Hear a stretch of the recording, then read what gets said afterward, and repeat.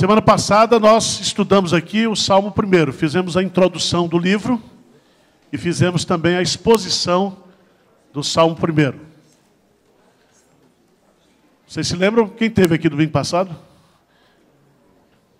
O Salmo 1 diz que o crente é feliz por aquilo que ele não faz, o crente é feliz por aquilo que ele faz e o crente é feliz por aquilo que ele é.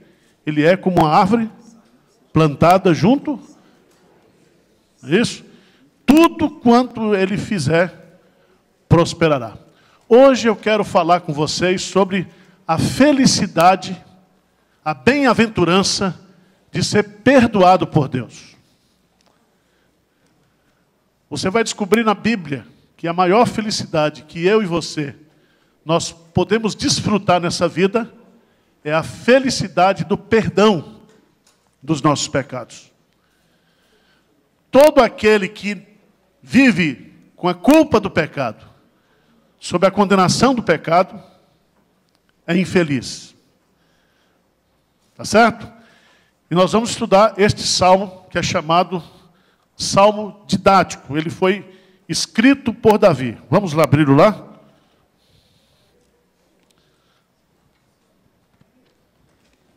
Salmo de número 32.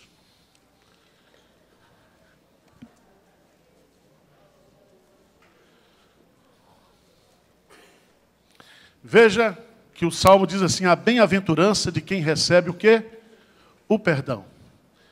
Veja bem, se lá no Salmo 1, bem-aventurado é aquele que não anda no conselho dos ímpios, não se detém no caminho dos pecadores, nem se assenta na roda dos escarnecedores. Se lá no Salmo 1, bem-aventurado é aquele que medita na lei do Senhor de dia e de noite. Se lá no Salmo 1, feliz é aquele que é como uma árvore plantada pelo Senhor aos ribeiros d'água. Aqui nós vamos descobrir que bem-aventurado é aquele cuja iniquidade é perdoada, cujo pecado é coberto. Então, nós não somos felizes por aquilo que nós fazemos, deixamos de fazer. Mas nós somos felizes pelo fato de Deus nos perdoar em Cristo Jesus. Então, vamos recitar juntos esse salmo? Vamos lá? Bem-aventurado aquele cuja iniquidade é perdoada, cujo pecado é coberto.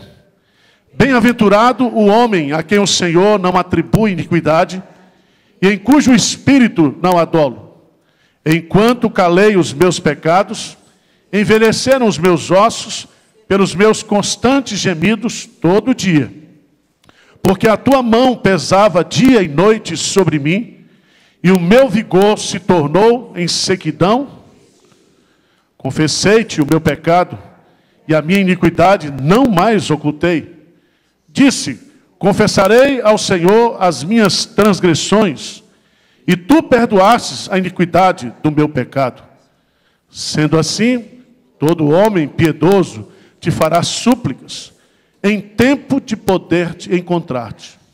Com efeito, quando transbordarem muitas águas, não atingirão.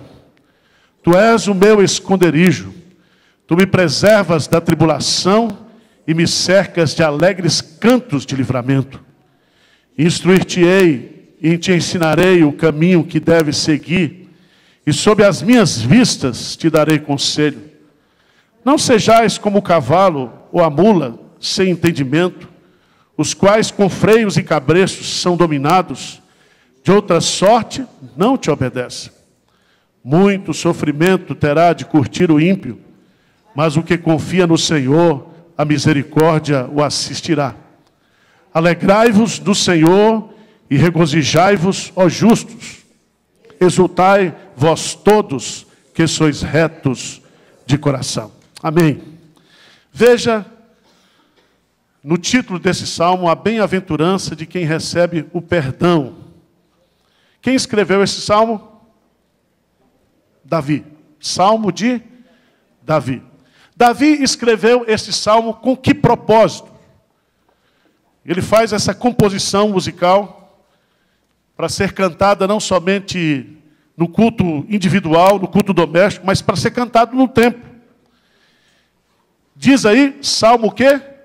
Didático. Na língua hebraica aparece a palavra masquio. O que significa isso? Significa que através deste cântico, dessa composição, que tem começo, meio e fim, Davi quer que nós aprendamos a mensagem principal deste salmo, que é a felicidade de ser o quê? Perdoado. O salmo, no meu entendimento, está dividido em 3 partes. Os 2 primeiros versículos, a primeira parte do salmo, onde ele vai falar sobre a bem-aventurança de ser perdoado, mas ele vai nos dar o conceito bíblico daquilo que é perdão e daquilo que é pecado. A segunda parte vai dos versículos 3 até o versículo 5. Até o versículo 5. Segunda parte. E do versículo 6 ao versículo 11, a terceira parte. Nessa segunda parte, Davi vai falar não da alegria, mas da tristeza que o pecado traz na vida do crente. Tá certo? Mas na última parte, ele vai falar sobre as bênçãos que o perdão traz para a nossa vida. Deu para entender? Primeira parte, versos 1 e 2. Segunda parte, versos de 3 a 5. Terceira parte, dos versos 6 até o versículo 11. Calmênige, ele escreveu um livro no século passado, final do século passado, e ele fala principalmente do contexto ocidental, americanizado. Ele diz que a nossa sociedade, ou a nossa cultura, perdeu a consciência do pecado e da culpa.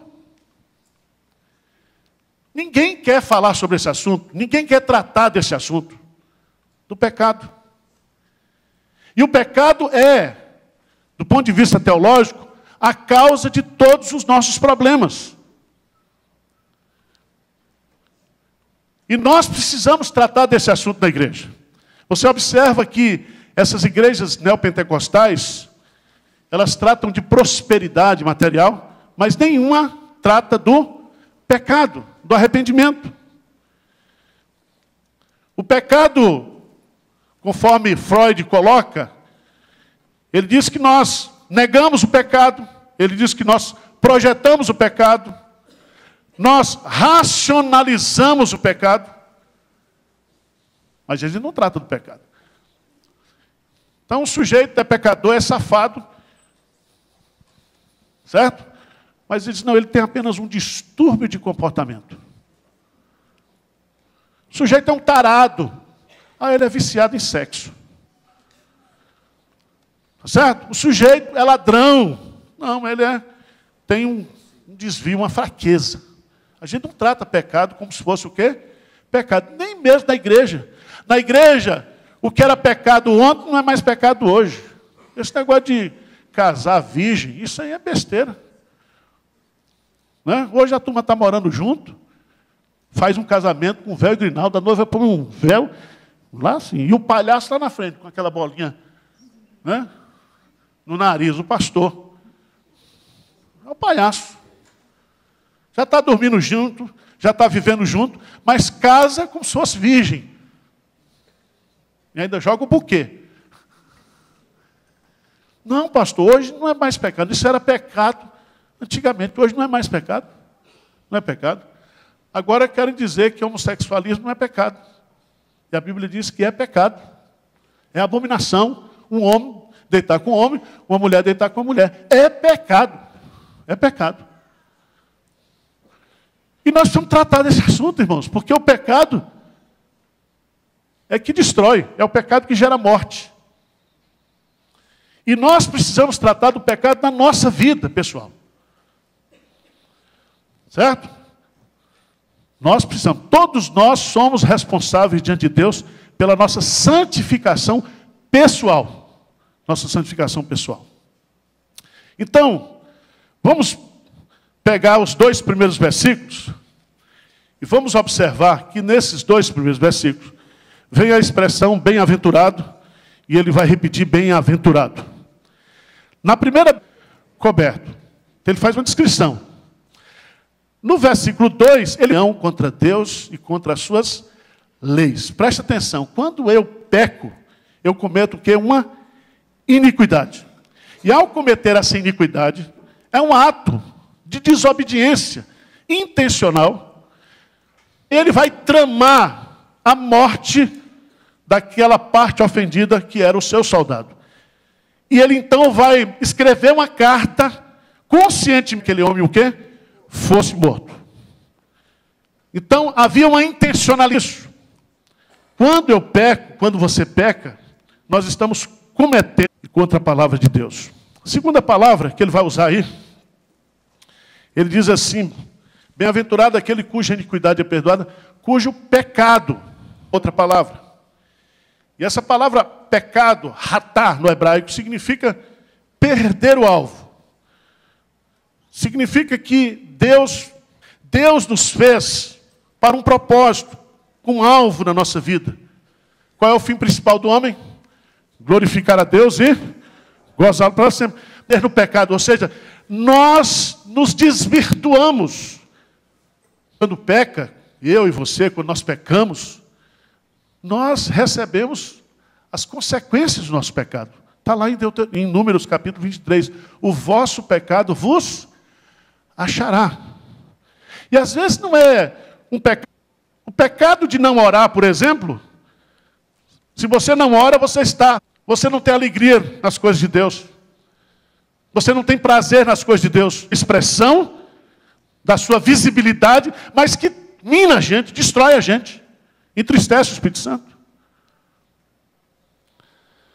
Mas a terceira palavra que ele vai usar aí, para pecado, ele fala de iniquidade, de pecado, mas ele vai usar uma palavra no versículo 2, bem-aventurado o homem a quem o Senhor não atribui o quê? Iniquidade. E cujo espírito não há dolo. E aqui eu quero chamar a sua atenção, porque ele vai usar iniquidade, pecado, mas ele vai usar uma palavra aqui, no grego, no hebraico, seria a palavra maldade. Maldade. Que é a palavra kaon, que significa perversidade moral. Salmo. Porque Davi está tratando do pecado pessoal. Você tem que... Porque depois de falar o que é o pecado, ele vai usar... Perdão é cobertura.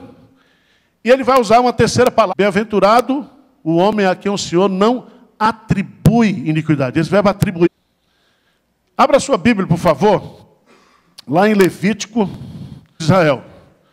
Todas as suas transgressões e todos os seus transferência dos pecados de todo o povo. Um bode era mandado para o deserto. Como se a ideia de que aquele animal estava levando o pecado do povo para longe. Mas o outro animal, ele era sacrificado. E o sangue desse animal era levado de cima, via o quê? O pecado do povo. Mas quando o sumo sacerdote, fica isso, tudo isso aponta para quem? Para Jesus. Ele levou sobre si os nossos pecados, as nossas transgressões, nós o quê? Sarados. Louvado seja Deus por isso. Que a expressão hassab no hebraico, que significa imputar. Quem é do tempo deixa eu ver aqui, de oferecer por nós, ele pagou todas as nossas o quê? Dívidas. Por isso que nenhuma condenação há para aquele que está em... É maravilhoso demais isso aqui. Gênesis capítulo 50, versículo 17. Gênesis 50, versículo 17. O que diz lá? Vamos ler juntos? Assim direis a José: perdoa, pois, a transgressão de teus irmãos e o seu pecado, porque te fizeram mal, Agora, pois, te rogamos que perdoes a transgressão dos servos do Deus de teu pai. José chorou enquanto o quê? Ele falava. Bem-aventurados os que choram, porque serão o quê? E o que é que a gente tem que chorar, irmãos? Os nossos pecados, as nossas maldades. Nós temos que chorar o pecado uns dos outros, o pecado da igreja, o pecado da nação. E é tão bonito isso aqui, porque ele vai usar as mesmas expressões que são usadas por Davi no Salmo 32. Agora vamos lá para o Novo Testamento. Novo Testamento, Romanos. Capítulo 4. Eu já falei para vocês que o livro mais citado no Novo Testamento é o livro dos Salmos. Alguns falam em 400 citações, outros falam em 300 citações. Não dá, porque existe um princípio, quando a gente vai trabalhar texto, que se chama intertextualidade. Às vezes, o sujeito faz a citação do texto, mas não coloca o que? A referência. E lá em Romanos, capítulo 4. Romanos, capítulo 4.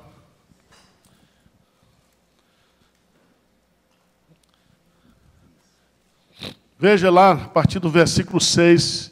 E é assim também que Davi declara ser bem-aventurado o homem a quem Deus atribui o quê?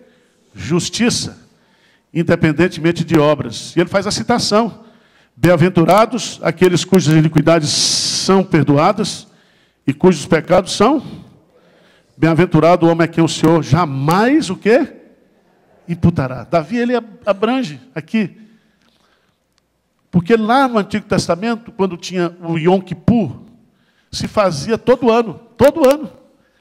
O autor aos Hebreus diz que o povo de Israel fazia comemoração de pecado no Yom Kippur. Mas aqui jamais, porque o sacrifício de Cristo foi um só.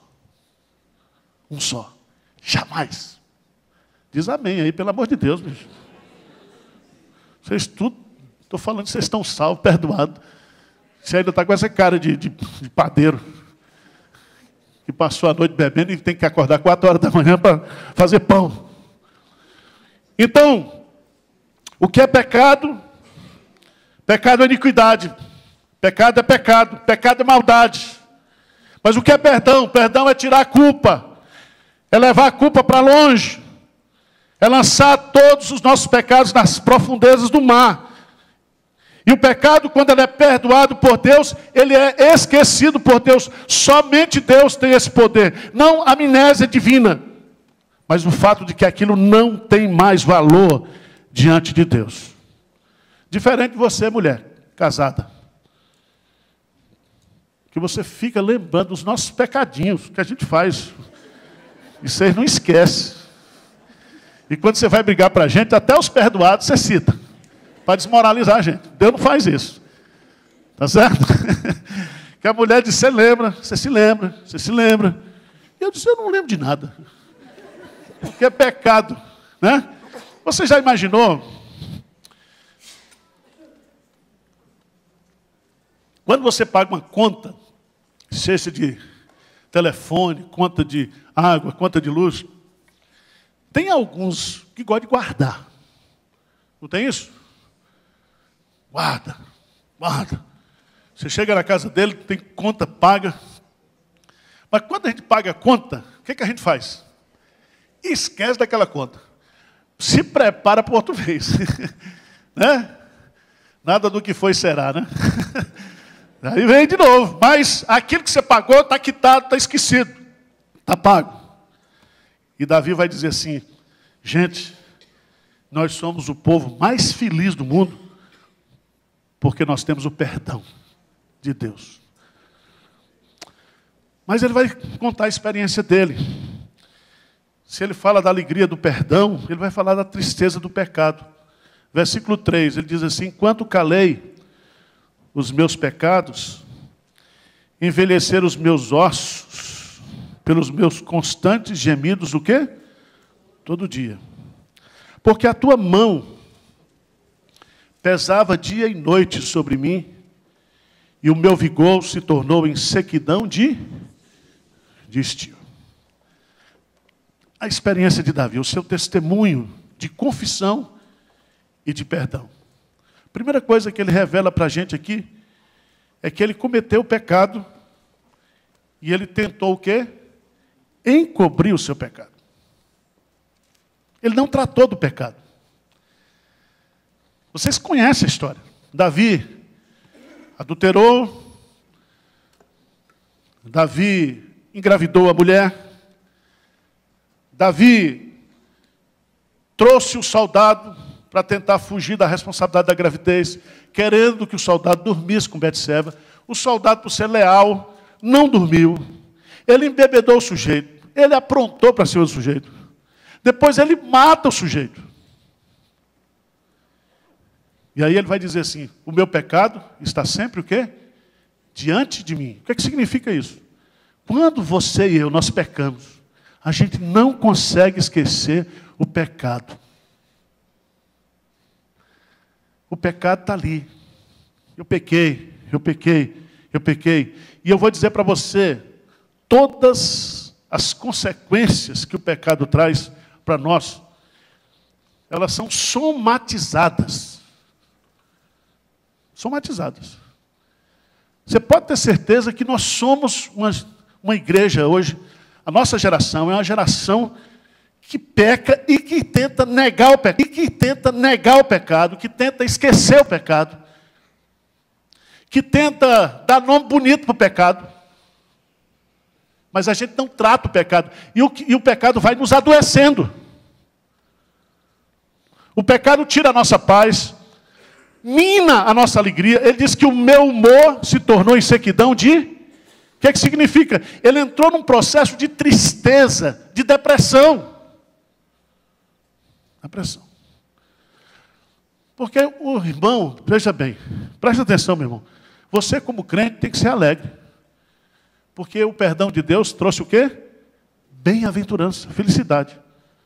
Preste atenção.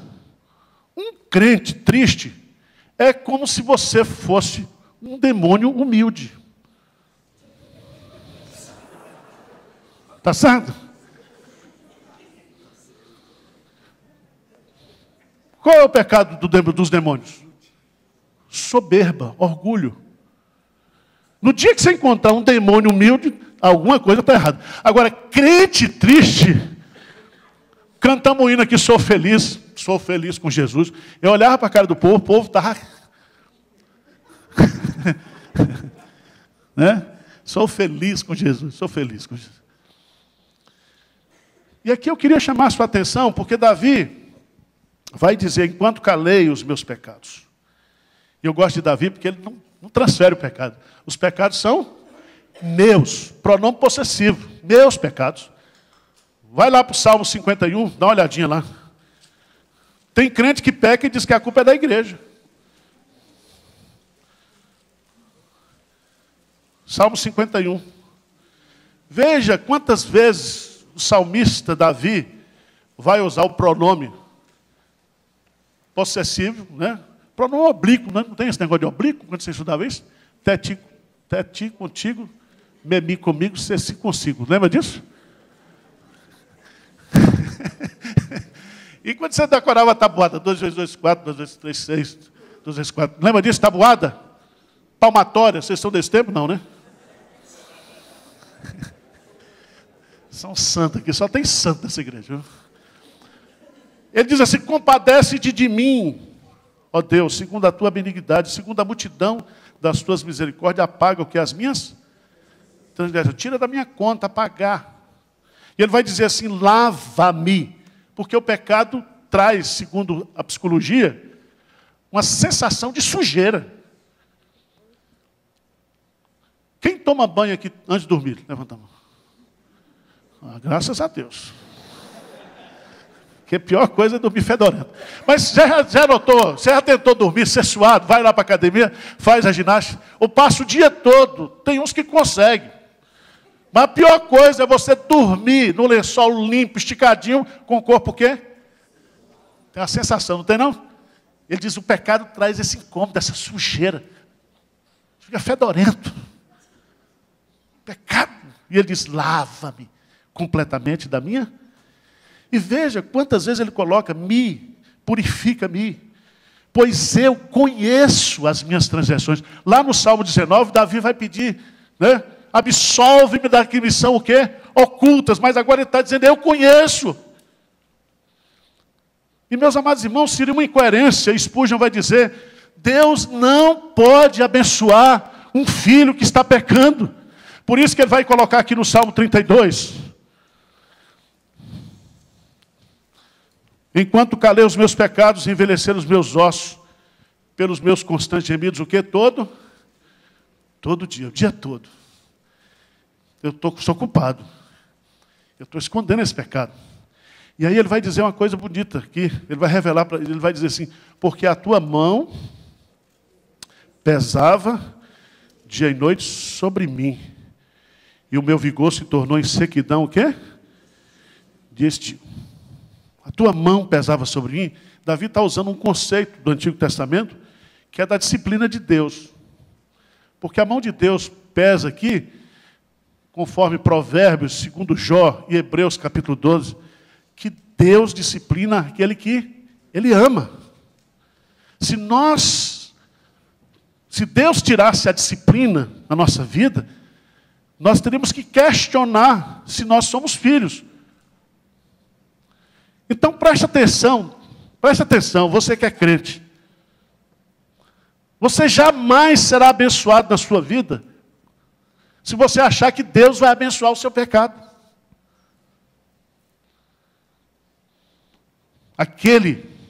Eu vou pregar mais tarde sobre isso, aquele que esconde a sua transgressão, jamais o quê? Prosperará. Se você está prosperando como crente, você tem que questionar se você é crente. Porque você pode ser um iníquo. Eu disse, pastor, mas eu peco e Deus ainda me abençoa. Meu irmão, alguma coisa está errada. Alguma coisa está errada. E se as coisas não estão dando certo na sua vida, preste atenção. Você precisa questionar essa questão. Você precisa fazer um autodescarrego. O que é isso? Autodescarrego, o que é isso? Não tem nada a ver com o universal. Você tem que lançar toda a sua ansiedade, todos os seus pecados. Certo?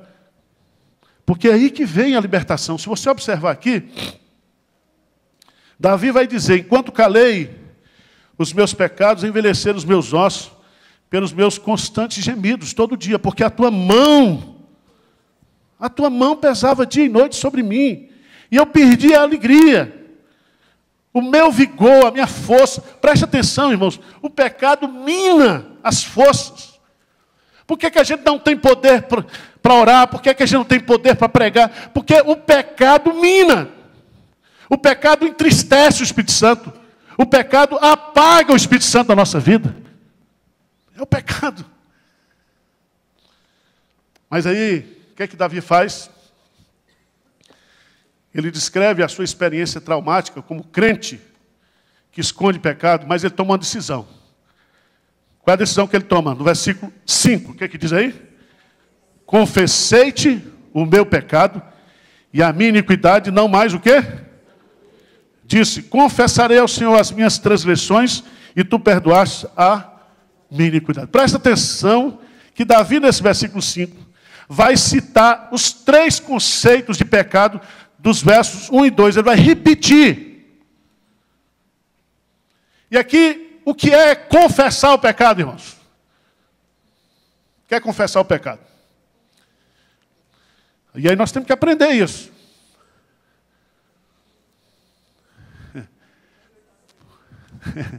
Primeira coisa, confessar é admitir. Confessar o pecado é dar nome para o pecado. Dizer, esse pecado, senhor, aqui, ó, minha soberba. Esse pecado que eu cometi. Irmãos, pecado tem nome, sabia disso? Pecado não tem tamanho. Pecado tem consequências maiores ou menores. Por quantos pecados Adão foi expulso do paraíso? Hein? Um pecado. E esse pecado dele trouxe a morte para todos os homens. Por isso, todos nós o que somos? Pecadores. Então nós temos que tratar do pecado.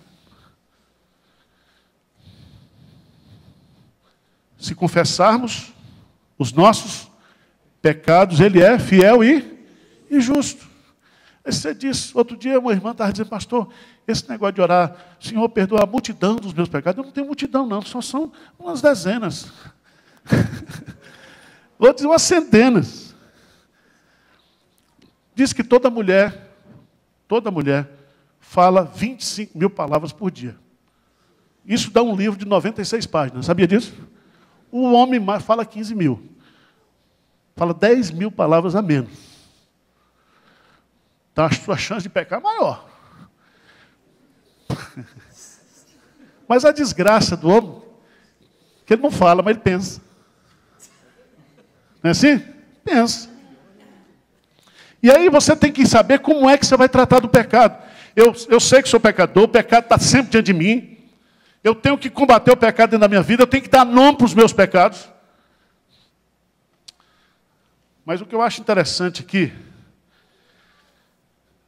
irmãos, e eu queria chamar a sua atenção, né? Vai lá para o Salmo 142. 142. A gente até canta esse hino aqui de vez em quando. Com a minha voz clamo ao Senhor. Lembra disso? Com a minha voz ao Senhor suplico. O que diz aí ao Senhor? Salmo didático de Davi. Ao Senhor ergo a minha voz e clamo. Com a minha voz suplico o quê? Derramo perante Ele a minha queixa e a sua presença expõe o quê? A minha. Presta atenção, irmãos. Confessar o pecado. É você admitir o pecado. É você reconhecer o pecado, dar nome para o pecado. Mas isso tem que ser um ato de contrição. De dentro para fora. De dentro para fora. Por isso que no Salmo 51, Davi vai dizer assim, cria em mim, ó Deus, um coração puro. Veja bem, vamos entender isso. Jesus vai dizer em Marcos capítulo 7, que o que contamina o homem não é aquilo que entra pela sua boca, mas aquilo que procede do seu coração. Então, nós temos que tratar do pecado que é dentro de nós. Dentro de nós. Porque se o teu coração for bom, os seus olhos também serão bons. Qual é essa história do crente que chegou para o pastor? Vou contar essa historinha aqui só para relaxar. O crente chegou para o pastor e disse, pastor, eu estou saindo dessa igreja, porque essa igreja só tem pecador. As mulheres vestem assim, só está observando a saia das irmãs. Aí o pastor disse, não, isso aí quem tem que olhar é pai e marido. Tá certo? A roupa que a mulher vem para a igreja tem que passar sob a inspeção ou do marido ou do pai, não é do pastor não. Aí o pastor chegou para o crente e disse, vamos fazer o seguinte, eu vou lhe dar 2 copos d'água, e você vai dar 4 votos aqui na igreja, sem deixar derramar. E o cara foi e fez, depois que ele voltou, o pastor perguntou, você quer ir embora da igreja? Ele disse, quero. Por quê? O pastor falou, presta atenção. Por que você não derramou água? Porque você estava focado no copo, no trabalho. Quem está na igreja, trabalhando, servindo, adorando, não tem tempo para ficar vendo os pecados da igreja. Deu para entender? Se você estiver focado naquilo que Deus chamou você para fazer, na obra de Deus, no reino de Deus, você não tem tempo para ficar olhando para a roupa de fulano, cabelo de cicrano, certo? Outro dia uma irmã ligou desesperada aqui para mim, dessas igrejas neopentecostais, pastor, eu fiz um voto a Deus, que se Deus resolvesse o meu problema, eu jamais cortaria o cabelo está grande demais. E eu fui falar com o meu pastor, o pastor disse que eu não posso cortar. Eu falei, minha filha, corta e põe na minha conta. Isso aí é voto precipitado. Deus não negocia bênção. Não negocia. Tá certo? É como aquela mãe desesperada que chegou numa igreja neopentecostal, o filho estava preso, não tinha advogado. E o pastor perguntou para ela assim, o falso pastor, quanto é que você tem? Ele só tem 50 reais. Ele disse, eu vou fazer oração, mas não garanto que ele vai ser solto. Se a senhora tivesse 500, aí eu garantia. Sabe que tem isso aí? Tem Irmãos, nós temos que entender que o pecado tem que ser tratado com Deus. É você e Deus. Ao Senhor ergo a minha voz, com a minha voz suplico a quem? Ao Senhor. Se confessarmos os nossos pecados. Confessar para quem, gente? Para Deus. Derramar o nosso coração na presença de Deus. Nos humilhar diante de Deus. Já disse um grande puritano que nós somos diante dos homens aquilo que nós somos ajoelhados diante de Deus. Quem se humilha diante de Deus, quem se quebranta diante de Deus, Deus trata. Deus trata. Irmãos, mas veja o que Davi vai fazer no versículo. Ele diz, confessei-te o meu pecado. Ele tomou a decisão. Ele se levantou e foi o quê? Confessar o seu pecado. Quebrantar e nos reconhecer diante de Deus. Aí vem aquilo que se chama de... Sendo assim, todo homem o quê? Piedoso. Todo homem crente. Todo homem crente te fará súplica. Hebreus capítulo 4. Brincando com o pecado, um dia, Deus tirou a força dele.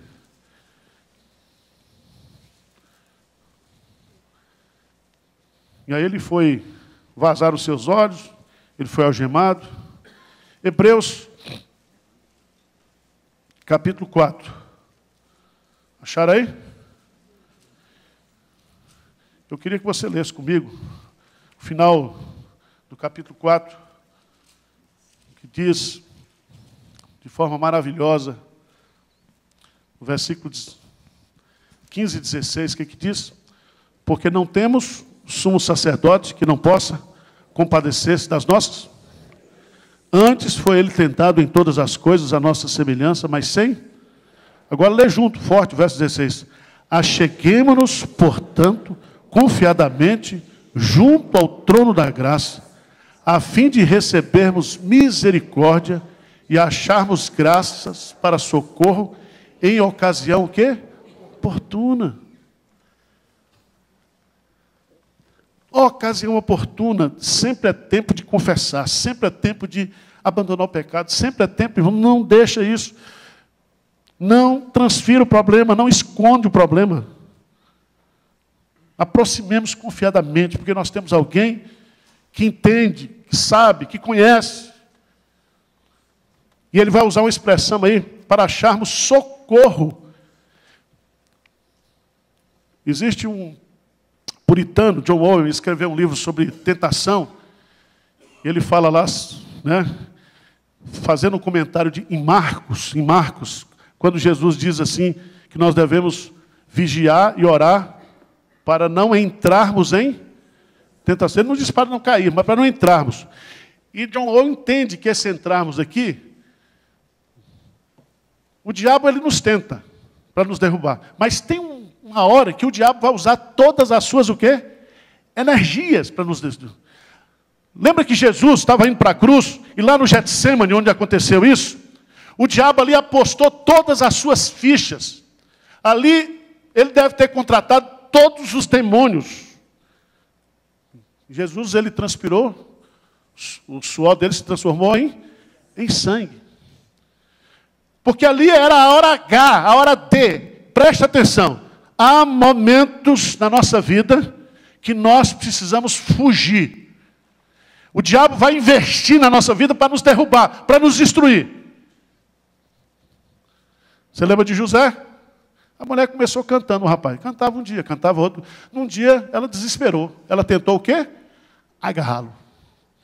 E ele saiu, deixou a roupa nas mãos dela E ele ainda depois foi acusado, dizendo que ele que tentou.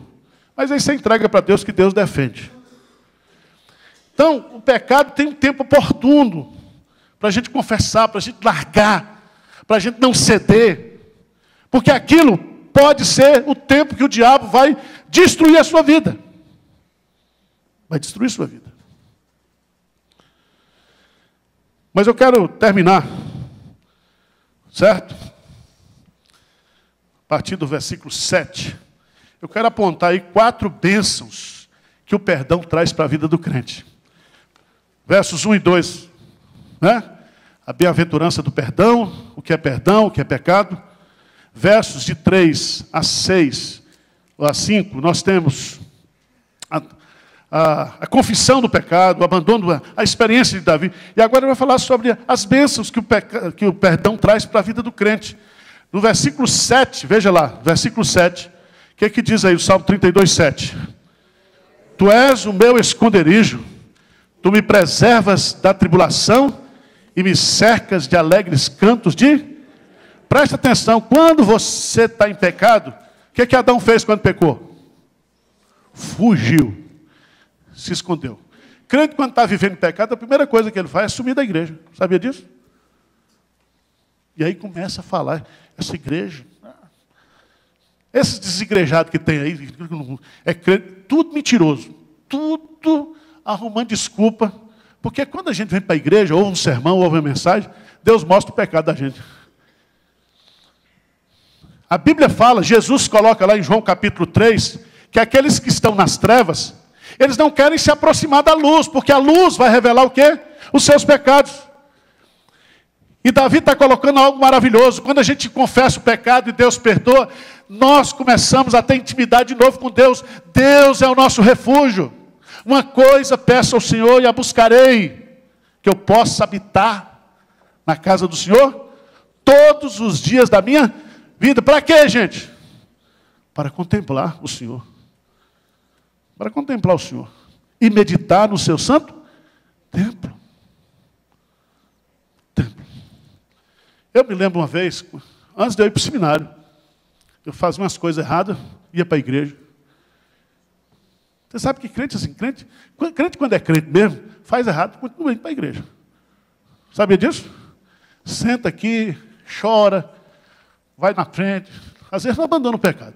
Por isso que eu não tenho problema, deixa o povo ir para a igreja. Porque um dia o Espírito Santo pega ele na curva. Sabia disso? Pega. E eu me lembro que eu fiz umas coisas erradas e tomei Santa Ceia. E aquilo ficou na minha cabeça. Fui para casa, me incomodei aquilo. Gente, como é que eu posso um negócio desse? Quem come e bebe sem discernir, come e bebe, juiz para o Senhor. Eu estou todo errado. E aquilo foi trabalhado pelo Espírito Santo para eu me voltar para Deus. Então preste atenção. A experiência de Davi agora é que ele tem prazer de estar junto de Deus. Deus agora é o seu refúgio, o seu esconderijo. Ele não se esconde mais de Deus, ele não foge mais de Deus. Pelo contrário, ele habita à sombra do Onipotente. Você já pensou nisso? Pense nisso, que hoje é o tempo oportuno. Segunda bênção que nós temos aí, versículo 8 e 9. 8 e 9, o que é que diz aí? Instruir-te-ei e te ensinarei o caminho que deves seguir, e sobre as minhas vistas te darei conselho. Não sejais como o cavalo ou a mula sem entendimento, os quais com freios e cabreços são dominados de outra sorte do que não te obedecem. Preste atenção que aqui tem uma segunda bênção, a bênção de nós voltarmos a ter Deus como nosso o quê? Professor, nosso conselheiro. Já viu como crente se torna igual jumento, mula, quando está pecando? O cara tem uma mulher linda, linda, ele se apaixona por uma feia. Esse cara é burro. Porque se é para pecar, pega direito. Você já viu isso? Se é para roubar, rouba logo para contratar os melhores. Agora, você vai se sujar por causa de... Porque o pecado embrutece. Sabia disso? O pecado nos faz estúpidos. Pecar é estupidez. É estupidez. Por isso que Davi está dizendo assim, eu fui idiota. Eu podia ter várias mulheres. Eu era rei. Eu fui me envolver num negócio daquele que destruiu minha vida. A espada do Senhor jamais se afastou da minha casa. A criança morreu. Certo? E aí eu fico pensando, Salomão com 15 anos, papo de pai com adolescente. Aí Salomão chega para Davi e diz assim, Davi, papai, como é que é o caso aí com minha mãe? Conta a história aí, por favor. Por isso que eu acho que Salomão ficou traumatizado. Sabia disso? Por isso que ele pegava tudo quanto era mulher. Aquele era trauma das vidas passadas, né? O histórico familiar. Porque o pecado, irmãos, embrutece. Embrutece. Por isso que Davi, Provérbios, vai gastar lá, né? 2 ou 3 capítulos falando que a gente tem que seguir o conselho de pai, de mãe, fugir da mulher da casa vermelha. Né? Tem gente que está doente hoje. Ele tem a mulher bonita lá, um homem casado com uma mulher bonita, ao vivo e a cores. Ele vai para a internet e fica vendo aquelas revistas pornográficas. Isso é doença. O pecado o quê? Embrutece. Mas ele diz assim, agora não. Tu és o meu esconderijo. Ele vai dizer agora, instruir-te-ei e te ensinarei o caminho que deves o quê? Não é o que eu quero seguir. Deus vai me instruir agora. Eu vou ter prazer novamente. Quarta bênção, versículo 10. O que diz? Muito sofrimento terá de curtir o ímpio, mas o que confia no Senhor, a misericórdia o assistirá. Ter Deus como refúgio, ter Deus como professor, ter Deus como seu assistente. Seu assistente. E esse verbo assistir aqui significa que bondade e misericórdia, certamente, todos os dias. Você já notou que a única coisa que se renova cada manhã, o que é? As misericórdias do Senhor. E aqui o que Davi vai dizer? Aqui, ele diz o seguinte, quando eu confesso o meu pecado, eu vivo na dependência da misericórdia de Deus. O Senhor tem misericórdia de mim, eu não posso nem ver aquilo. Sai! Sai! Foge! O Senhor vai mostrando para a gente. Ele te livrará do laço do passarinheiro. Nós vamos ter assistência. Ele dará ordem aos seus anjos a teu respeito. Irmão, dependa da misericórdia de Deus. Essa assistência aqui é uma palavra no hebraico que dá-nos uma ideia de que cria-se uma dependência. Eu não aguento, Senhor, eu sou fraco. Eu preciso da tua misericórdia. Jesus, filho de Davi, tem misericórdia de mim. Assistência da misericórdia de Deus. Mas por fim, versículo 11. A quarta bênção é que Deus, Ele passa a ser novamente a nossa maior o quê? Alegria. E Ele vai dizer, o Salmo diz, alegrai-vos não é alegrai-vos no pecado, alegrai-vos no Senhor, e regozijai-vos, ó justos, exultai vós todos que sois retos E o que é ser reto de coração, irmãos? É estar com a sua vida em dia com Deus. Você é pecador, você não presta, eu não presto, nós não prestamos, mas nós estamos ali agarrados com Deus todo dia.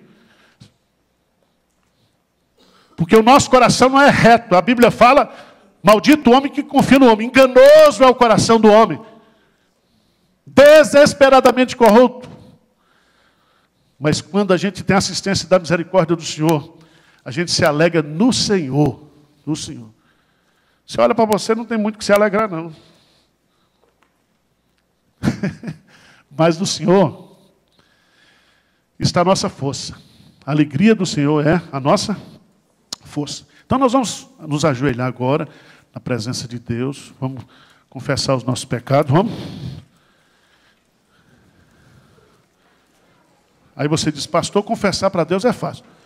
Eu só não gosto de confessar para os outros. Eu falei, tudo bem, meu irmão. Outro dia um irmão ficou zangado comigo, porque eu chamei ele de pecador. O senhor também é? Eu falei, eu sou, meu irmão, eu só estou lhe chamando. Pastor Hernando chama de príncipe, você não fica zangado. Eu lhe chamo de pecador. Mas quando a gente ajoelha, a gente chama, não diz para Deus, Senhor, nós somos um pecador desgraçado. Pecador. Vamos lá? Vamos derramar o nosso coração na presença de Deus? Pedir para o Milton fazer uma oração para nós.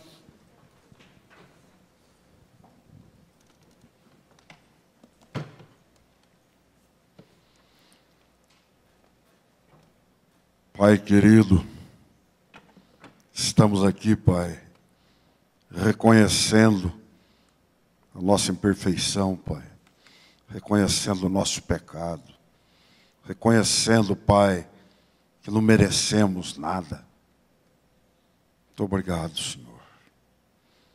Muito obrigado, Pai, porque o Senhor permite, Pai, o Senhor nos orienta, nos ensina, que devemos chegar até o Senhor, arrependidos, Pai, reconhecendo, Senhor, que somos pecadores, que carecemos do Senhor. Ajuda-nos, ó Pai. Sê com cada um de nós, Pai. Precisamos do Senhor, carecemos do Senhor Jesus. Sem o Senhor nós não podemos fazer nada. E o pecado, Pai, entristece, adoece e nos leva à morte. O salário do pecado é a morte. Oh Deus, ainda bem que o Senhor dá-nos o caminho, Pai. Ensina-nos a ser libertos, a ter os pecados cobertos pelo sangue do Teu Filho Jesus. Muito obrigado, meu Deus. Sabemos que não merecemos nada. Sabemos, Pai, que o Senhor é tudo.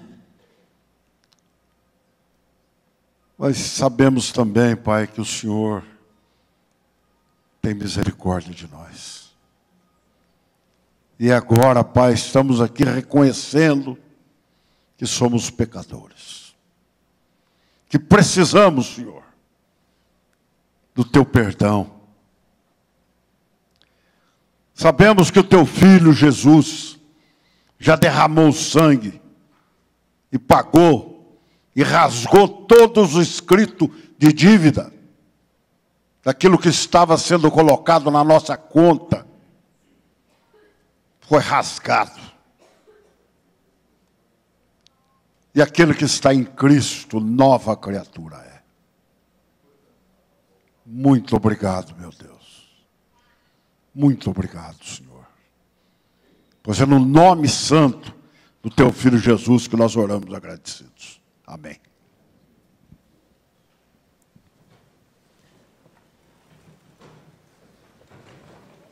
Encerrada a aula.